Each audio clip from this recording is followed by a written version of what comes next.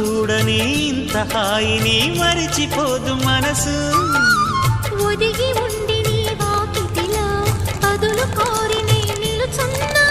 దారి తెలియని చీకటిలో వెలుగు చూసి కాదంటానా.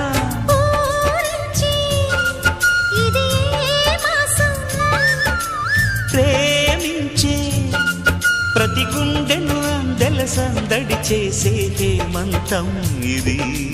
మన సొంతం అయినది. కిలకిల నవ్వే కోయిల కోసం వచ్చింది మధుమాసం.